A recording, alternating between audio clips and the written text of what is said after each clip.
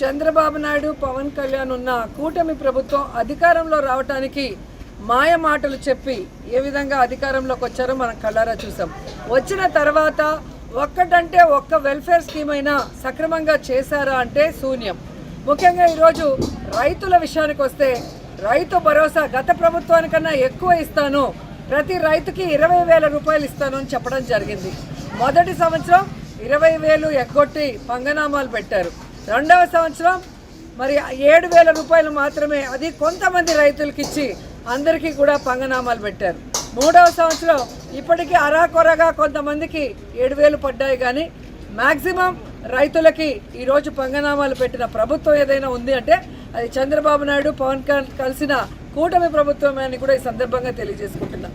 And ఈరోజు మీరు చూస్తే ఈ రాష్ట్రంలో ఉన్న ప్రతి రైతు కూడా పత్తి రైతు కానీ, అలాగే ఎండుమిర్చి కానీ, అలాగే పొగాకు కానీ, టొమాటోలు కానీ, మామిడికాయలు కానీ ఏవి తీసుకున్నా కూడా రైతులకి మద్దతు ధర లేక ఏ విధంగా వాళ్ళు పెట్టిన ఖర్చులో సగభాగం కూడా రాక అప్పుల పాలై చాలామంది ఆత్మహత్యలు చేసుకుంటున్నారు అంటే ఎంత బాధాకరమో ఒకసారి ఆలోచించండి. రాజశేఖర్ రెడ్డి గారు ఉన్నప్పుడు, ఆ తర్వాత జగనన్న ఉన్నప్పుడు రైతు బాగుంటే రాష్ట్రం బాగుంటుంది, దేశం బాగుంటుంది అని రైతులు అడిగినవి అడగనివి కూడా వాళ్ళకు చేసి ఇవ్వడం జరిగింది. రైతు భరోసా కేంద్రాల ద్వారా వారికి కావలసిన విత్తనాలు కానీ, ఎరువులు కానీ, పనిముట్లు కానీ వారి వారి గ్రామాలకే తీసుకొచ్చి రైతు భరోసా కేంద్రాల ద్వారా ఇవ్వడం జరిగింది. మద్దతు ధర ఇప్పించడం జరిగింది. కానీ ఈరోజు చంద్రబాబు నాయుడు ప్రభుత్వం అధికారంలోకి వచ్చాక రైతులు ఏ విధంగా నష్టపోతున్నారో గత సంవత్సరం చూసాం. ఈ సంవత్సరం మరీ ఘోరంగా ఉంది. ముఖ్యంగా చంద్రబాబు నాయుడు సొంత జిల్లా చిత్తూరు జిల్లాలో తీసుకోండి. ఎందుకంటే ఒక అన్నం ఉడికిందా లేదని ఒక మెతుకు పట్టుకొని చూస్తే చాలు. సొంత జిల్లాలోనే చంద్రబాబు నాయుడు ఈరోజు రైతులకి అన్యాయం చేస్తుంది నిజం కాదా అని అడుగుతున్నా. ఈరోజు తోతాపురి మామిడికాయలకి ముష్టేసినట్టు 3 రూపాయలు 4 రూపాయలు ఇచ్చి దాంట్లో సగం కాయలు తీసుకోకుండా ఏ విధంగా రైతులకి నష్టం కలిగిస్తూ వాళ్ళు ఆత్మహత్యలు చేసుకునే పరిస్థితి తీసుకొస్తున్నారో గమనించండి. ఎందుకంటే ఈరోజు కర్ణాటకలో కుమారస్వామి గారు కేంద్రంతో పోరాడి దాదాపుగా 1,30,000 టన్నులకి మొదటి విడతగా మరి 17.5 రూపాయి కేజీకి ఇప్పించుకునే విధంగా 17.5 రూపాయి ఇప్పించుకునే విధంగా ఈరోజు కేంద్రంతో చెప్పించుకోవడం జరిగింది. మరి మీరు కూడా డబుల్ ఇంజిన్ ప్రభుత్వం, మేము లేకపోతే బీజేపీ ప్రభుత్వం లేదు, అక్కడ మేమే ఇక్కడ మేమే అని చెప్పుకునే చంద్రబాబు నాయుడు పవన్ కళ్యాణ్ మరి ఆంధ్రప్రదేశ్లో ఎందుకు 17.5 రూపాయి ఇప్పించలేకపోతున్నారు తోతాపురికి? ముఖ్యంగా చంద్రబాబు నాయుడు సొంత జిల్లా చిత్తూరులో 2 రూపాయలు 3 రూపాయలు 4 రూపాయలు ముష్టేసినట్టు వేసి రైతుల జీవితాన్ని ఎందుకు నాశనం చేస్తున్నారని ప్రశ్నిస్తున్నా.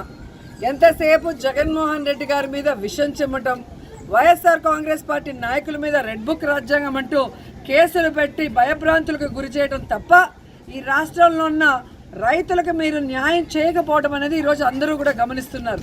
ఇప్పటికైనా మేల్కొనండి, బుద్ధి తెచ్చుకొని పక్క రాష్ట్రంలో మరి ఒక మంత్రి చేయగలిగింది ఒక ముఖ్యమంత్రి ఎందుకు చేయలేకపోతున్నాడని చంద్రబాబుని అడుగుతున్నాను. మీకు ప్రజలకి రైతులకి చేయాలన్న మనసు లేదా, లేకపోతే బీజేపీలో మీకు పరువు ప్రతిష్ట లేదా అనేదన్నా చెప్పండి. కానీ రైతులకు అన్యాయం చేస్తే మాత్రం వైఎస్ఆర్ కాంగ్రెస్ పార్టీ చూస్తూ ఊరుకోదు. మీ మెడలు వంచి రైతులకు న్యాయం చేయడానికి గత సంవత్సరం ఎలాగైతే జగన్మోహన్ రెడ్డి గారు చిత్తూరు జిల్లా పర్యటించి మీ మెడలు వంచారో ఈసారి కూడా అదే జరగబోతుంది. మీరు కనుక రైతులకు న్యాయం చేయకపోతే రైతులంతా కూడా రోడ్డు మీదకి వచ్చి ఈరోజు అల్లల్లాడుతుంటే మీ పచ్చ ఛానల్లో అవి చూపించకుండా డైవర్షన్ పాలిటిక్స్ చేసుకుంటూ రైతులకు అన్యాయం చేయడం సరికాదని కూడా ఈ సందర్భంగా తెలియజేసుకుంటున్నా. ఒక రైతు కుటుంబంలో పుట్టిన చంద్రబాబు నాయుడు రైతులకు న్యాయం చేయాల్సిన బాధ్యత మీకుందని కూడా హెచ్చరిస్తూ, పవన్ కళ్యాణ్ ప్యాకేజీ ఇస్తే ఊగిపోయి చంద్రబాబు నాయుడు ఇచ్చిన స్క్రిప్ట్లు చదవటం కాదు, నిన్ను నమ్మి ఓట్లు వేసిన వాళ్ళు కూడా ఉన్నారు, వారికి న్యాయం చేయాల్సిన బాధ్యత డిప్యూటీ సీఎంగా నీకు ఉంది. అలాగే కేంద్రంలో మోడీ అమిత్ షా గారికి చెప్పి ఈ రాష్ట్ర రైతులకి మద్దతు ధర ఇప్పించాల్సిన బాధ్యత కూడా డిప్యూటీ సీఎం పవన్ కళ్యాణ్ గారికి ఉంది. లేకపోతే మిమ్మల్ని రాబోయే కాలంలో ప్రజలు తరిమి కొట్టడానికి రెడీగా ఉన్నారని కూడా హెచ్చరిస్తున్నాం.